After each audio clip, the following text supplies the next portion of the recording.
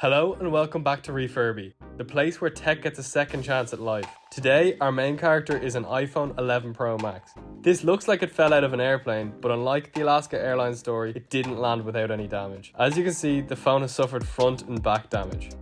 We start by testing the functionality of the screen, making sure it has maintained touch functionality.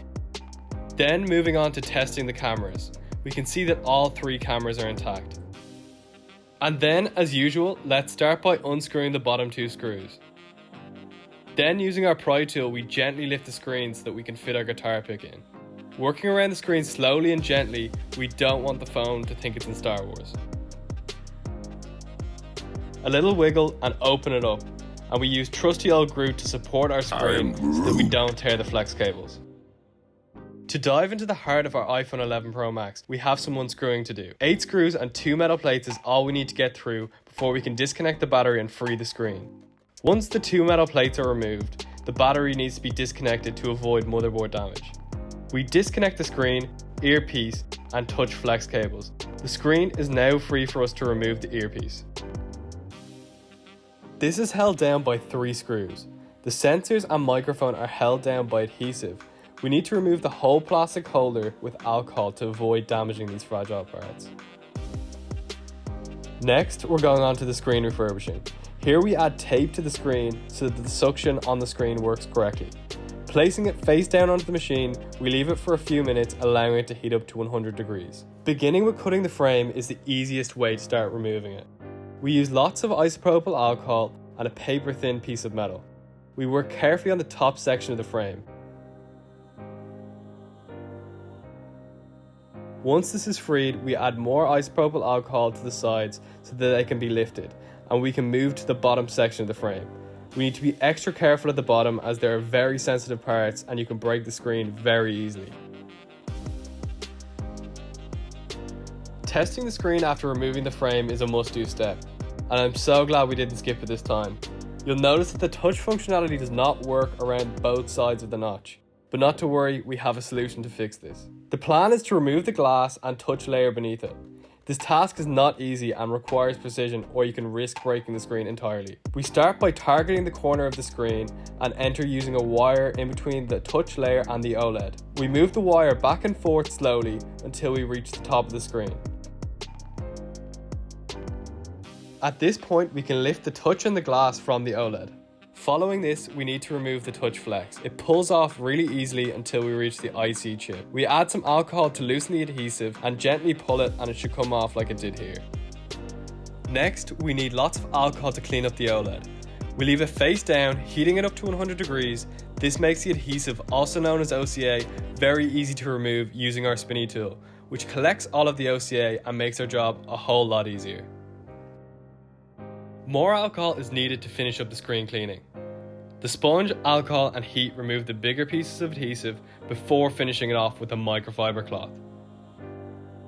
We place the OLED into the mold. Under the green light and with a couple of wipes, we can be sure that there is no dust before putting the new glass with touch in place. Think of it like a screen protector.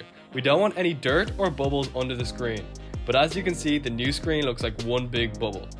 So we put it in the bubble removing and laminating machine, so that it hopefully looks like the day it left the factory. While the screen is laminating, we move on to the back glass, which definitely needs to be replaced. The frame of this phone is in good condition somehow, so we've decided to do a glass only repair on this. This is much more cost effective and quicker way of fixing the back glass instead of a whole new housing. Once the back glass has been lasered, the phone is placed into a clamp to make sure the phone is going absolutely nowhere. We use a sharp metal tool to remove the glass. This is as satisfying to do as it looks, but it is not fun cleaning up the glass afterwards. The glass decides to launch itself everywhere, so be sure to wear eye protection and gloves. Fun fact, the laser actually burns the glue and paint beneath the glass, making it super easy to remove.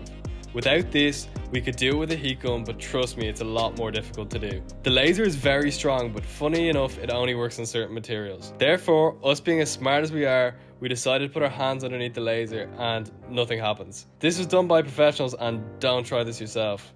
As you can see, the parts that have not been lasered are still glued to the glass, so it is much easier to use a heat gun on these parts. The glass around the camera is not as fun or as satisfying as the rest of the glass. It's difficult to lift, so we use the breaky tool. This, along with some heat, is the only possible way to remove this easily. We need to be extra careful around the flash and the back microphone because these might as well be held down by paper. Once all the glass has been removed, we put the phone back into the laser for one last tanning bed.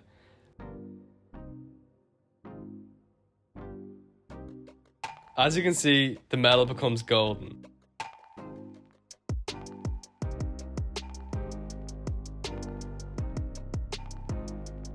A quick brushing and we add the toothpaste, also known as cold press glue.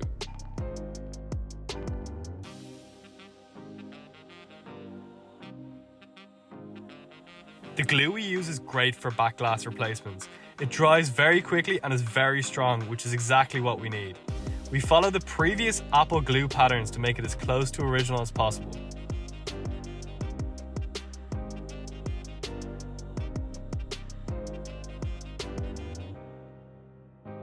Adding the back glass makes this housing look like new.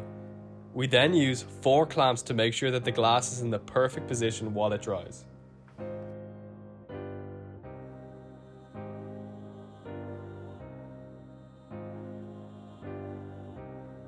"30 minutes later, the glue has dried and the glass is going absolutely nowhere.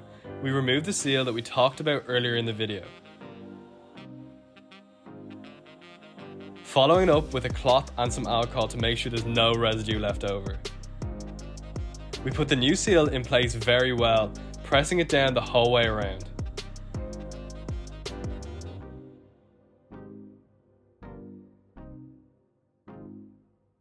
Our screen has now been laminated and we reattach the earpiece and sensors.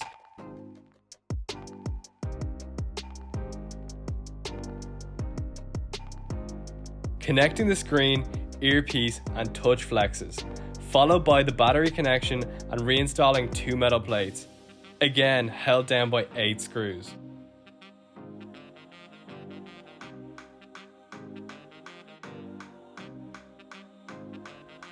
We gently push the screen back into place, finishing it off with our 2 final screws. The most satisfying part? Peeling it off.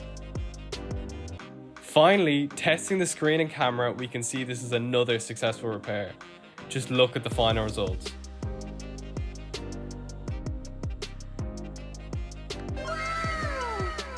Thanks so much for making it to the end of the video. If you like content like this, subscribe and give us a like. See you next time.